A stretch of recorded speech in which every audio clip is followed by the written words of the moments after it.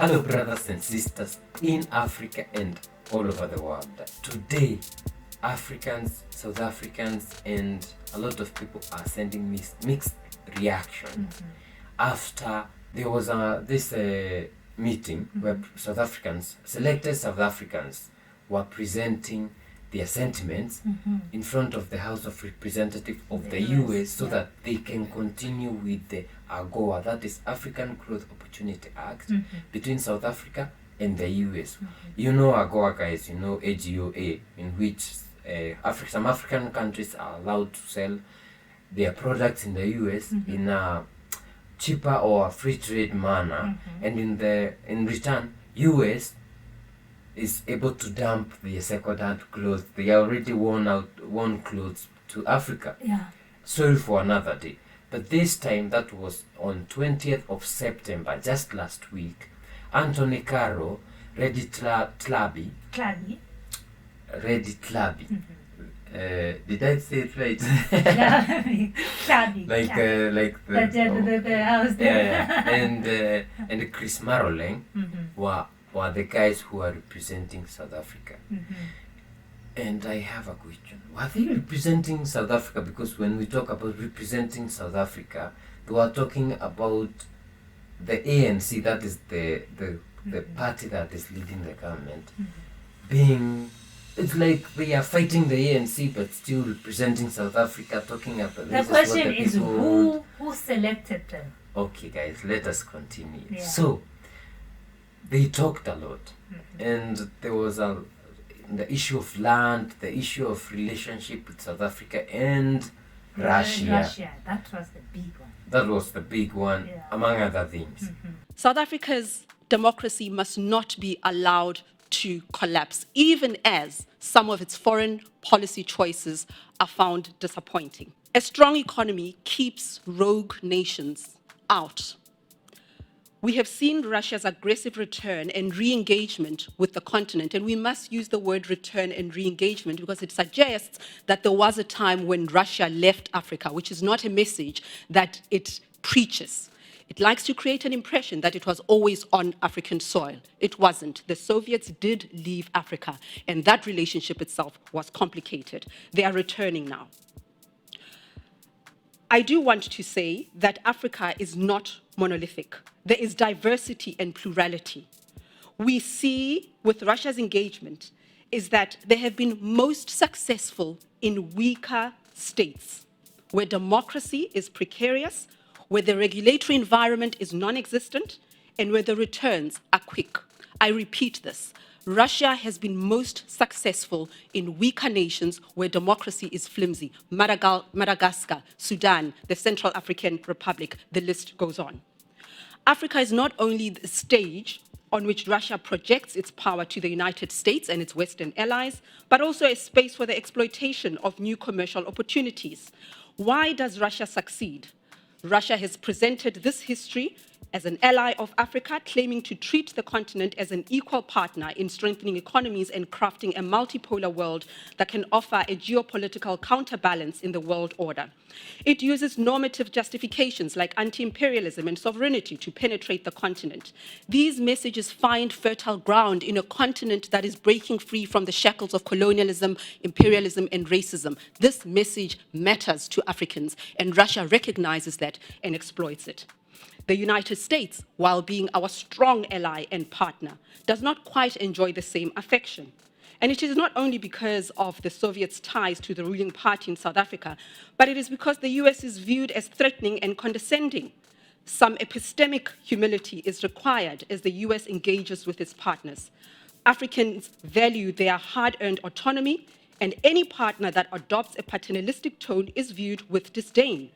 The United States is viewed as a country that seldom reflects on its own contradictions and inconsistencies and uses its economic and military might to ensure that others toe the line while adopting a different set of rules for itself.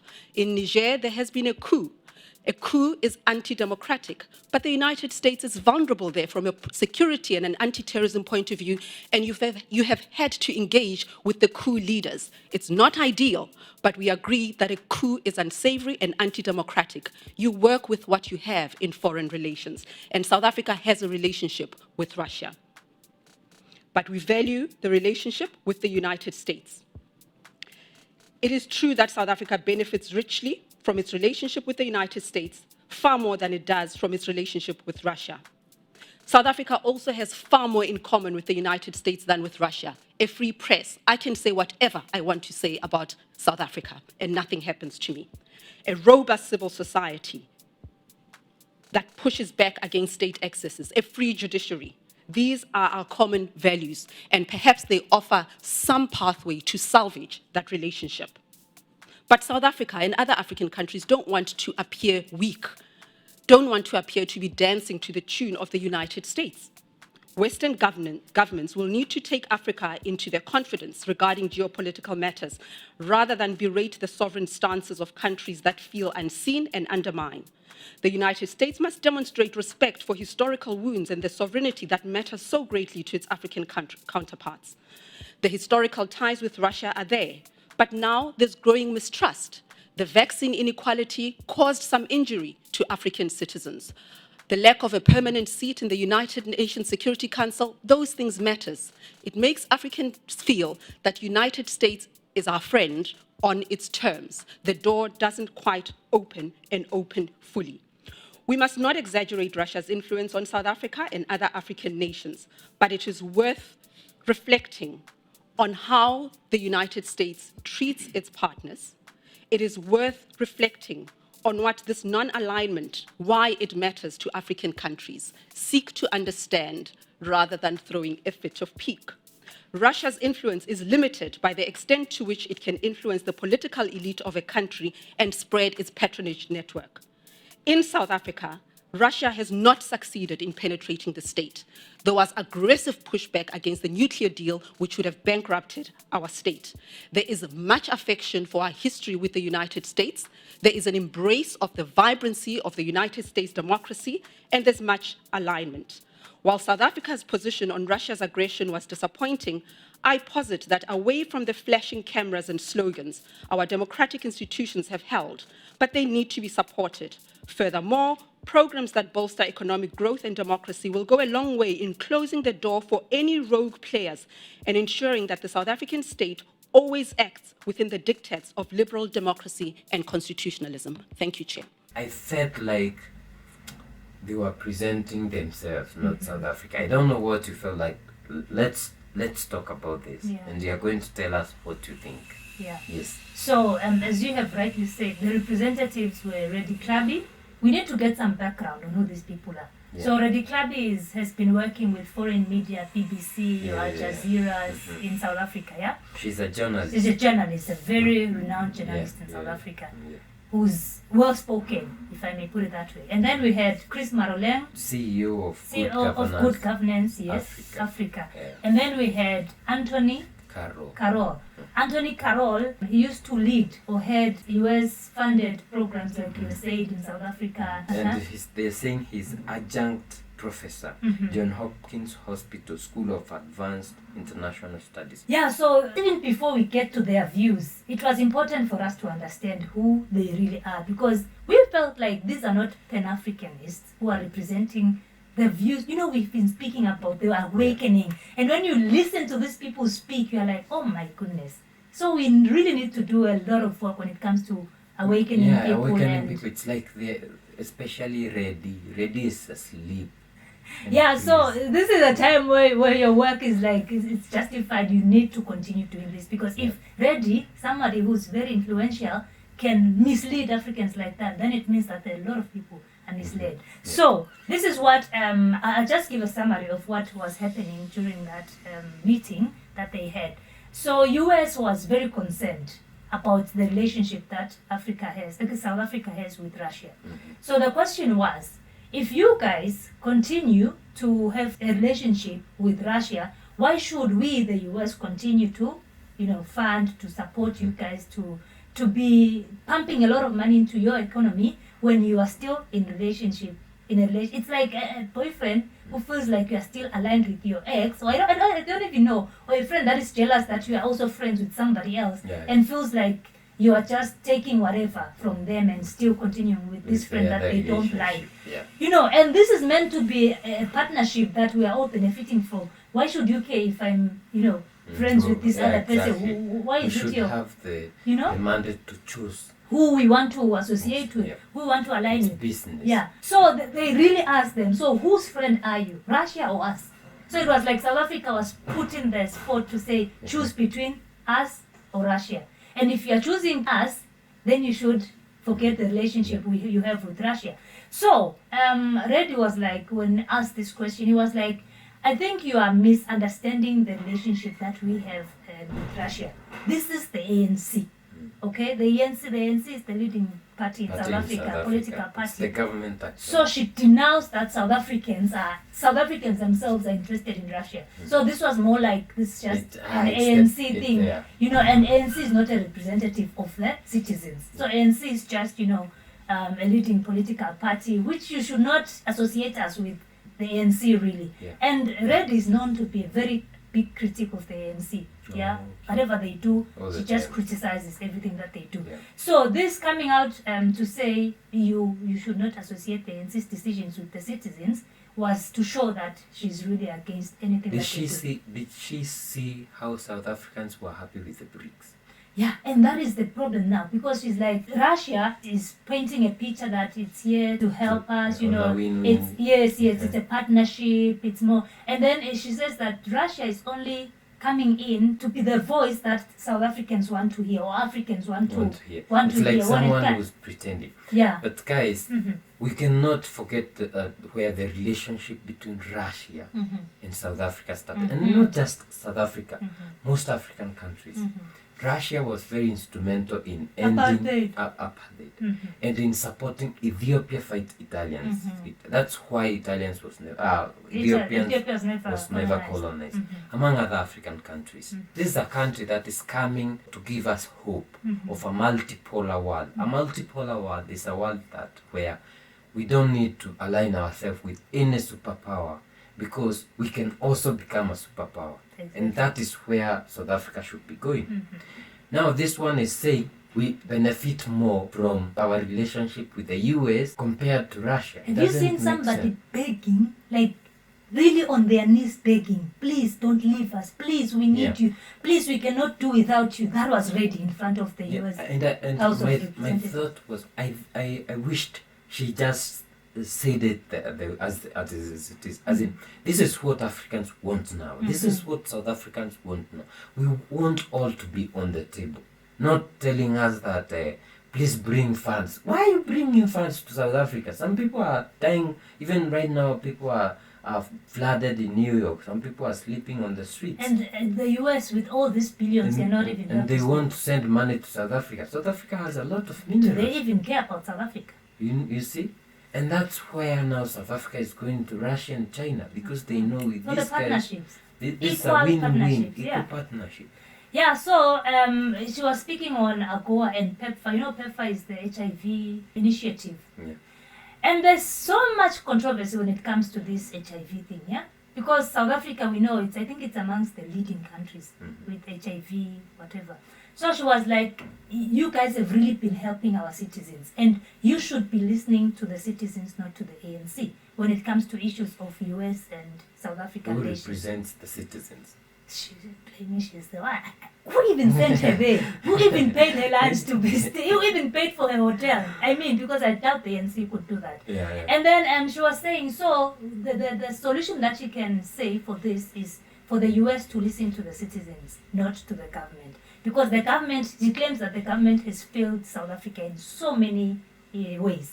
For example, the land issue, that was also a big topic of that day. So on the land issue, she mentions that people have not been forcefully removed from their land. So she says that's good. The white people that have vast pieces of land, like and she compared South Africa and to acres. Zimbabwe. And so she said the ANC has not, the constitution does give the ANC the liberty to say, you can take land that is not being used, that is property, that buildings that are not being occupied, property that is just left, that one can be taken, and owners of land can resell and negotiate, the prices of the land that they own to other people.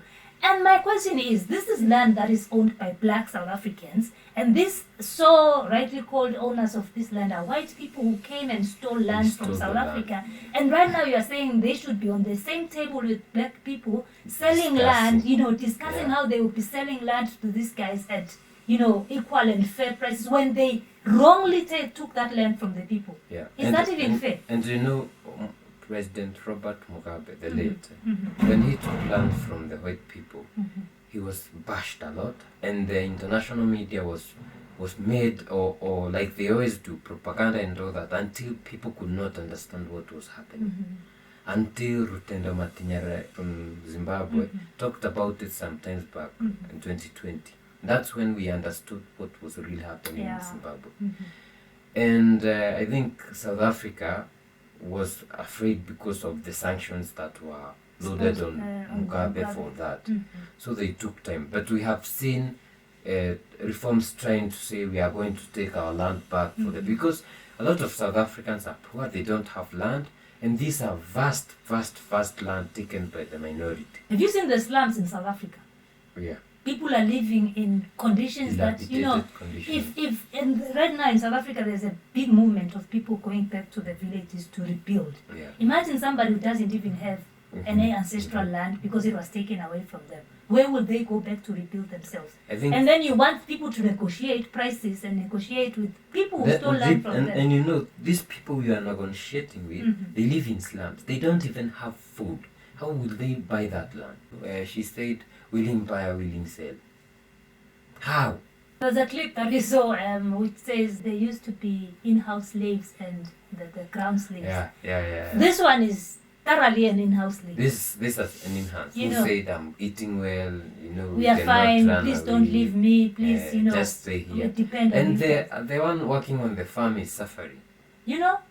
This is the same scenario, because looking at this woman, she doesn't even care about the fellow South African who doesn't have anything on the ground. All she wants, and then people were saying, why would you bring a journalist to talk about relationship with AGOA when you could have chosen somebody who's in business. No, even in the business, if it's just a common citizen who's representing South Africa, why not take somebody who's in business, who understands the taxes that they have to be paying despite this AGOA? People are still paying high taxes in South Africa for these goods.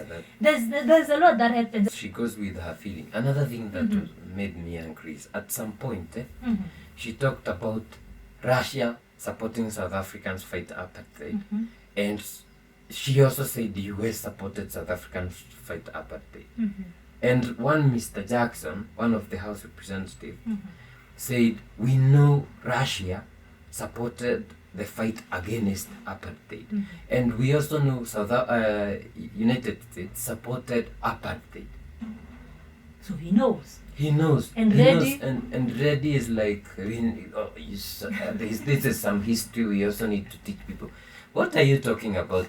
She's talking about Russia. It's like she wants the United States to copy Russia, what Russia is saying. Because she's saying Russia comes with words like imperialism, colonialism. She's saying it was always there. And Russia has always been there. But she claims Russia was there and left, and now it's coming back. But the thing is, Russia does not use propaganda.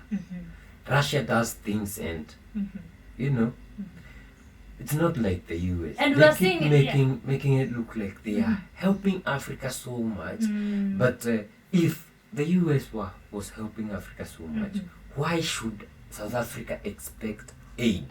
And she does recognize the fact that the US only gets into countries that it sees its interests. It's gonna benefit more from.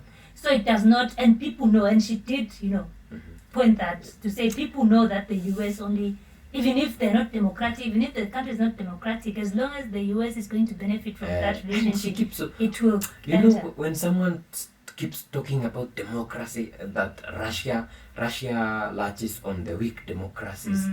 That's a sellout. Because Madagascar. democracy, if they are talking about the US democracy, that is something that will never help Africa in any way.